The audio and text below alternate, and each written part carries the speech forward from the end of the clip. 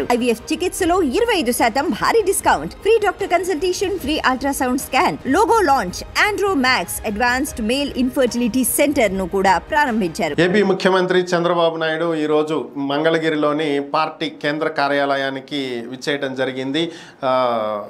అధికారంలోకి వచ్చిన దగ్గర నుంచి ప్రతిరోజు మంగళగిరిలోని పార్టీ కేంద్ర కార్యాలయంలో ప్రజా దర్బార్ నిర్వహిస్తున్నారు. ప్రజల నుంచి మంత్రివర్గంలో ఎవరో ఒకళ్ళు ప్రతిరోజు మంత్రి ఉండాలి, అలాగే ఒక పార్టీ నాయకులు ఉండాలి. వీళ్ళు వినతి పత్రాలు స్వీకరించి సంబంధిత శాఖలకు పంపించాలి.